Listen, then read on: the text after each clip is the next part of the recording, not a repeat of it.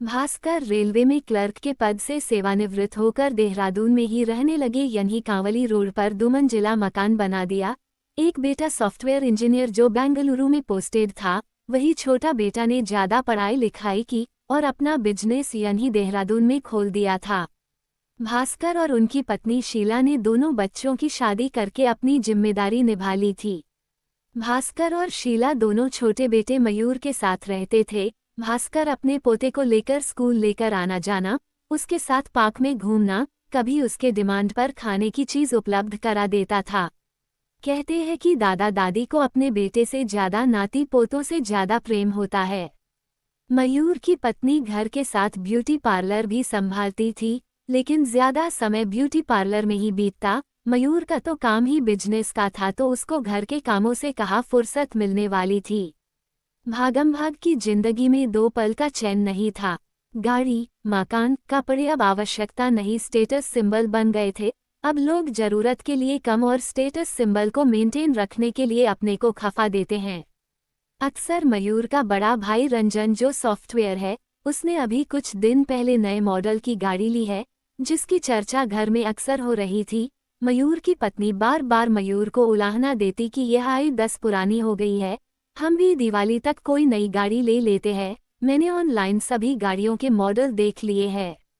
मयूर ने कहा, यार लेने के लिए तो ले लेते, लेकिन अभी सितंबर तक रिटर्न भरना है, फिर दिवाली आ रही है, नया सामान भी भरना है, इतनी जमा पूंजी नहीं है कि हम 15 लाख की गाड़ी ले सके।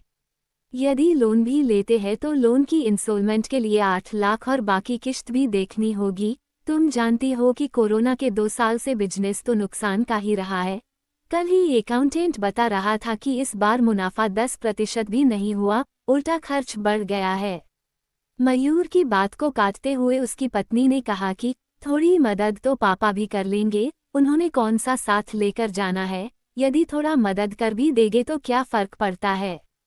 मयूर ने कहा कि यार पापा मदद तो कर देंगे, लेकिन उनके लिए तो दोनों बेटे बराबरी के हिस्से रखते हैं, बेकार में घर में तनाव का माहौल बन जाएगा। इस तरह दोनों में चर्चा होती रही। अगले दिन सुबह मयूर तो अपने काम पर निकल गया, उसकी पत्नी नीलू ने स्कूटी निकाली, गाड़ी देखने चली गई। शाम को आकर अपने सास ससुर जी को गाड़ी लेने का विचार बताया और मदद करने की अपेक्षा रखी।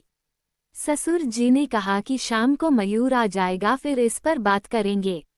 शीला जानती थी कि अपनी मुट्ठी में कुछ धन रहेगा तो वही बुढ़ापे का सहारा होगा।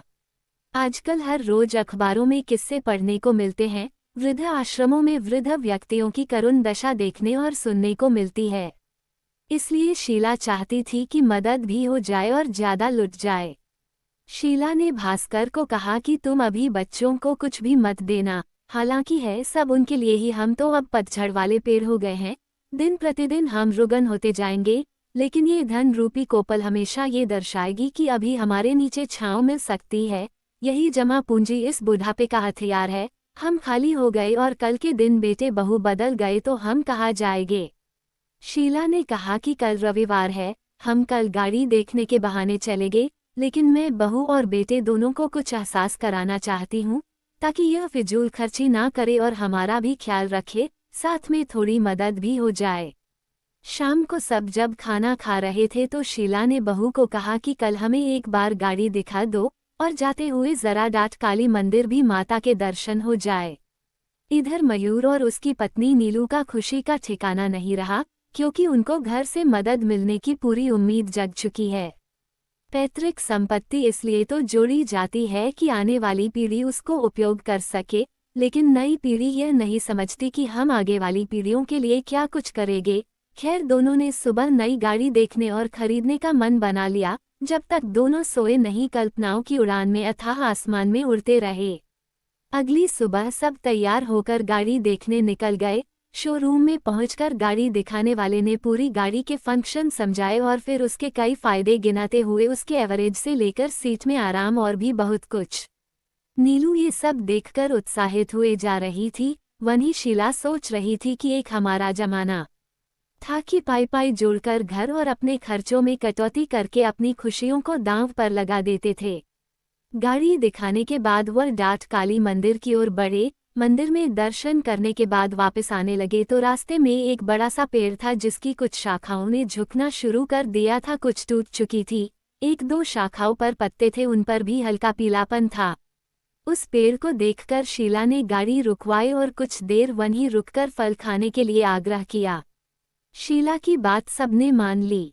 शीला ने नीलू को पूछा, बेटा गाड़ी ले रहे हो, इतनी चादर है आपके पास जो उस हिसाब से पैर फैला सको। बेटा आप लोग तरक्की करो, हमें भी खुशी है, लेकिन उस तरक्की से ऐसा ना हो कि घर के अन्य चीजों का बजट बिगड़ जाए।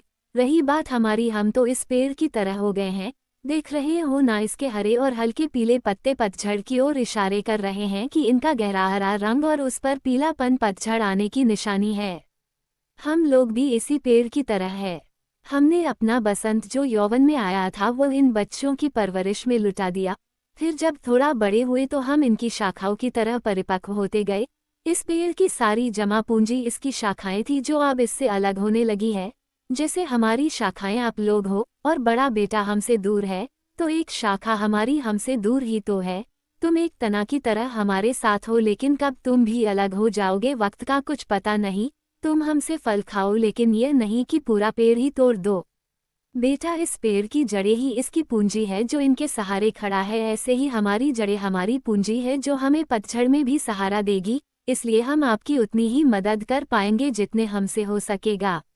हम पतझड़ वाले पेड़ों पर अब नए कोपल नहीं आ सकते, इसलिए हमें अपनी जड़ों पर ही टिके रहना।